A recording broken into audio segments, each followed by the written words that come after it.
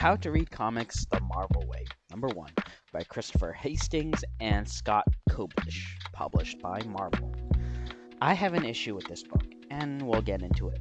The writer Christopher Hastings, art by Scott Koblish, have created a series in which we understand how to read comics and a little behind the scenes for how they work. I'm paraphrasing what you get from Comixology. So what's the issue? Well, I spent $4 on this and I feel like I want my money back. Let's have a discussion. Before we get started, let's do the YouTube thing, the algorithm, and let's discuss.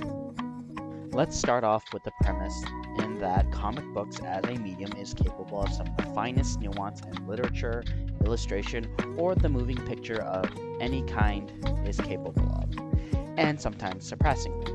If you don't agree, you can have that opinion, but you would be wrong. This particular book's premise is that comic books can be confusing if you haven't learned, quote unquote, how to read them while young, so it breaks it down for you. But I think they made a fundamental misunderstanding of the nature of the medium they work in, which is kind of weird because they're professionals. And by they, I don't really mean Christopher Hastings or Scott Koblish in particular. This probably goes more to the powers that be in their corporation, i.e. Marvel. Now, if one reads through a comic book and ends up confused, this would be a failing of those who created it. If you need some sort of decoder or know how to read a comic book, then your comic book has failed, at least in the readability portion, which is a very important part. Now, there are a few rules that would help. Don't get me wrong, if you are an absolute newbie to the medium, it may seem confusing, but in reality, it's simple. Rule 1. Comic books have sequential panels. This is to help showcase the passage of time. An illustration can be thought of as a moment. In literature, it is understood as you turn the page, the story progresses forward in time, unless indicated otherwise through the text, like flashbacks. Panels are also important in guiding the reader. Rule 2. Text boxes/balloons. Text boxes are like panels, except they only have text. These are usually reserved for narration, though some exceptions are there, like Deadpool, for example. If there's a tail or a series of circles decreasing in size to a character, these are text balloons or thought bubbles.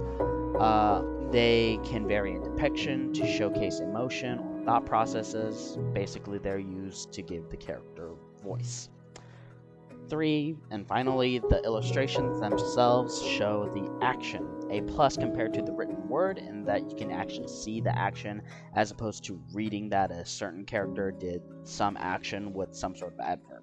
The illustrations are often used in conjunction with the text and panels to focus on important moments such as action or romance. Now, the thing is with comics, you aren't really focused on one part of the comic at a time. You are processing everything that I said above all at once, or rather you're switching from different parts and interpreting them in your brain. Humans, being the pattern recognition specialist we are, can practically intuitively read through comic books. Young humans, for example, pick this up immediately, often from simple comic strips to the more advanced graphic novels. It seems intuitive, but that really isn't the whole story. Now, the writer and illustrator, sometimes they are the same person, has to put their work on a page in a way they think the person who is reading it will best understand what is going on.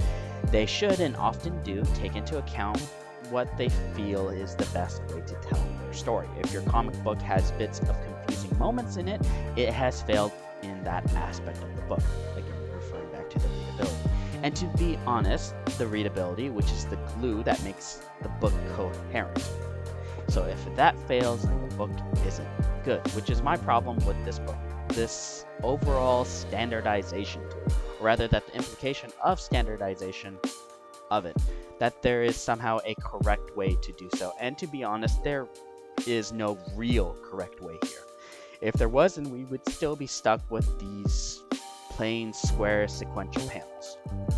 All we have is what we consider are successful and what we know doesn't work. But because paneling and illustration are pretty much very open-ended, like literally anything goes. You don't have to do it in any particular way.